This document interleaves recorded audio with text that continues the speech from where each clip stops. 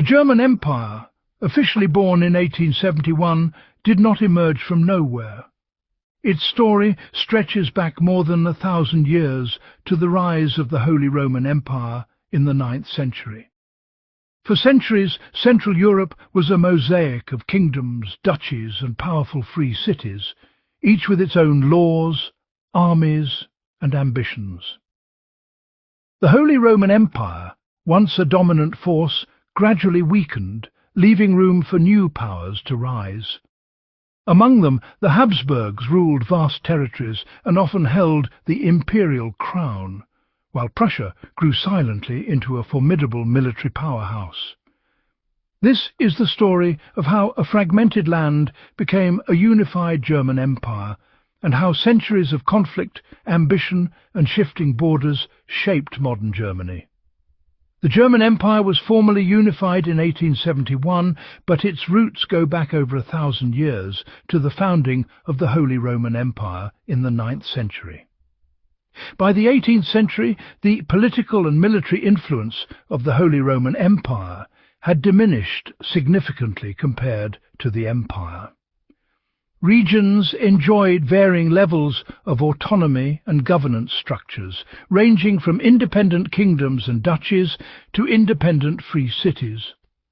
The Habsburg dynasty famously ruled Austria and other lands, frequently assuming the title of emperor from around the mid-15th century. However, the emperor's control over individual states within the empire was very limited, and on August 6, 1806, Emperor Francis II dissolved the empire following the establishment of the Confederation of the Rhine by French Emperor Napoleon Bonaparte. Following Napoleon's failed invasion of Russia, France's influence over the German princes waned. In 1813, Napoleon launched a campaign against the German states to restore them to French control. The battle culminated in the Battle of Leipzig, a decisive Allied victory that led to the dissolution of the Confederation of the Rhine and the collapse of Napoleon's army and government, effectively ending Napoleon's efforts in Germany. Following Napoleon's defeat at the Congress of Vienna in 1815, the major European powers reorganized Europe into spheres of influence, with Prussia expanding its control over most of what was known as Jerusalem. The Holy Roman Empire replaced Austria's sphere of influence, and the Congress established a confederation of German states under Austrian supervision. This caused problems between Austria and Prussia, as each sought to expand its influence throughout Germany. After the defeat of the Prussian army, it gained prominence in the Napoleonic Wars. The Prussian leader was expected to play a pivotal role in the future of German politics. In March 1848, protests and demonstrations erupted across Europe and the German states. The revolutions of 1848 saw widespread demands for political reform, expanded rights, and an end to censorship, along with growing calls for German unification. The Frankfurt Parliament convened to draft a unified constitution and offered the imperial crown to King Frederick William IV of Prussia, but he refused, fearing opposition from the princes and intervention from Austria and Russia. The revolution quickly subsided, and conservative forces regained control by 1849, temporarily halting the unification efforts. In 1850, Prussia attempted to form the Erfurt Confederation under its leadership, excluding Austria, but Austrian and Russian pressure forced it to back down. This angered the Prussians, and Bismarck later emerged as a key figure in the leadership that would reshape the European balance of power. The true unification project began with the Schleswig-Holstein crisis of 1864, when Denmark's annexation of the duchies was deemed a violation of international agreements. A war ensued, led by Prussia and Austria, which ended in a swift victory for Austria and the division of territories. Subsequently, in 1866, Prussia entered into direct conflict with Austria to determine the leadership of the German world. Prussia secretly allied itself with Italy against Austria, while the German states split into two camps: the southern states with Austria and the northern states with Prussia. This escalation led to a major war that paved the way for Prussia's emergence as a dominant power, and ultimately for the unification of Germany under its leadership. Italy respected its alliance, hoping to capture the Austrian-held city of Venice and advance Italian unification.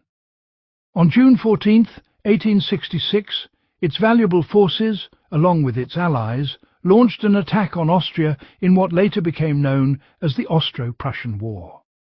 The main campaign of the war took place in Bohemia.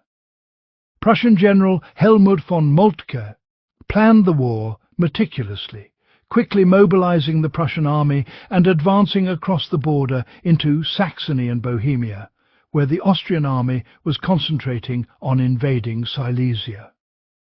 There the Prussian armies met, and the two sides met at the Battle of Königsrad, where the Prussian army achieved a decisive victory against. The Austrian Hanoverian army initially defeated Prussia, but was forced to surrender a few days later.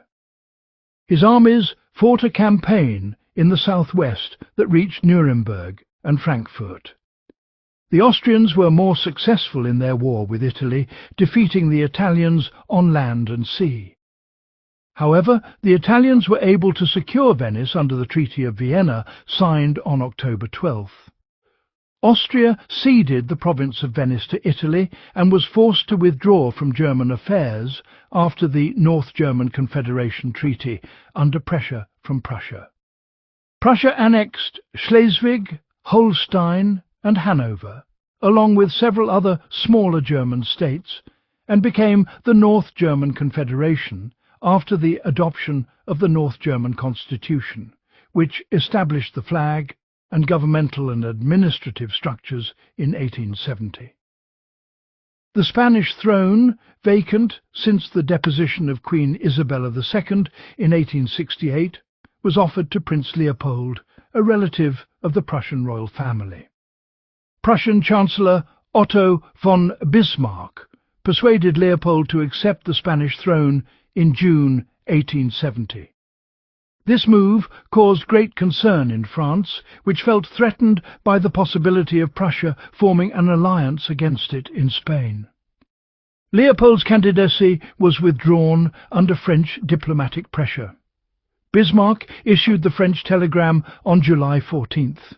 He published the telegram, which achieved his goal of infuriating the French government and prompting it to declare war. Napoleon III declared war on Prussia on July 19, 1870.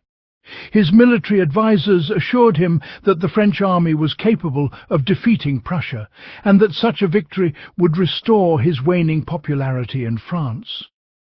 For his part, Bismarck saw a war with France as an opportunity to unite the southern German states with the Prussian-led North German Confederation, thus building a strong German empire.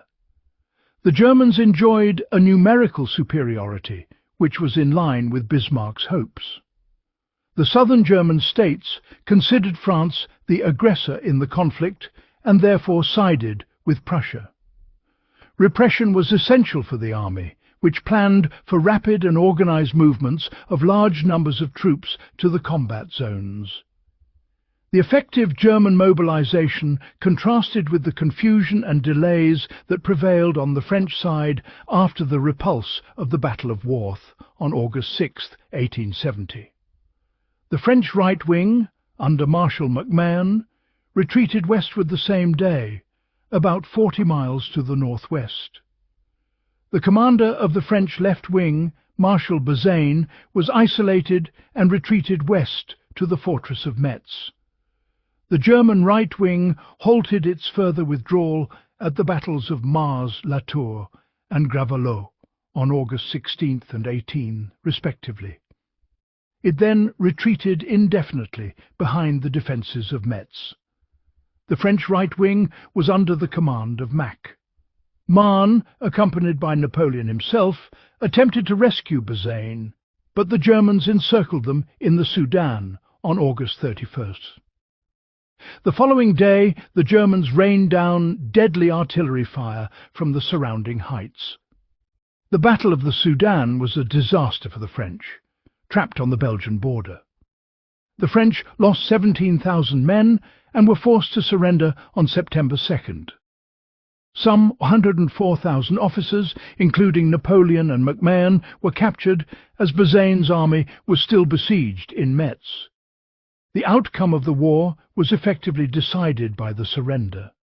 French resistance continued against all odds, led by a new government of national defence, which took power in Paris on September 4, 1870, and proclaimed the deposition of the Emperor and the establishment of the Third Republic on September 19th. The Germans began besieging Paris. Bazaine's army surrendered at Metz with 140,000 troops still intact on October 27th, and Paris surrendered in January. On January 28, 1871, the armistice of January 28 ended the war. The Treaty of Frankfurt was signed on May 10, 1871, annexing all and half of France. France was also obliged to pay an indemnity of 5 billion francs and to cover the costs of the German occupation of northern France until the indemnity was paid. Bismarck's plans culminated on January 18, 1871, when the southern German states were formally incorporated into a unified Germany, and King William I of Prussia was proclaimed Emperor of Germany at the Palace of Versailles. The German Constitution of 1866 underwent significant amendments that led to the drafting of the Constitution of the German Empire in 1871, which established an imperial parliamentary system granting voting rights to men over 25. Some German states retained their own governments, while small armies remained under Prussian control, and larger states like Bavaria and Saxony maintained limited military autonomy. Although Bismarck was the architect of Germany's transformation from a loose confederation to a federal nation-state, the unification efforts also stemmed from the legacy of the Liberals of 1848, the rebuilding of the army, and the strategic contributions of several military leaders. Prussian victories, particularly in the 7 Weeks' War against Austria and the Franco-Prussian War, bolstered nationalist sentiment and paved the way for the proclamation of the Empire at Versailles in 1871. The new empire solidified Prussian dominance, with Wilhelm II becoming emperor while Bismarck remained the de facto chancellor, managing state affairs and maintaining a balance of power among the states. In its early years, the government focused on developing the administration, strengthening the economy, and expanding the railway network, contributing to a powerful industrial renaissance in coal and steel that made Germany a major European economic power. However, this progress coincided with the rise of the labour and socialist movements, creating internal tensions. As industry expanded and self-confidence grew, Germany began to aspire to a larger role on the world stage and sought to acquire colonial influence to rival Britain and France. This ambition, particularly during the reign of Wilhelm II, domestically, despite economic and social achievements, tensions began to rise between the government and the working class, especially after the enactment of laws restricting socialist activities. Nevertheless, this did not prevent the Social Democratic Party from growing into one of the largest parties in Parliament by the beginning of the 20th century.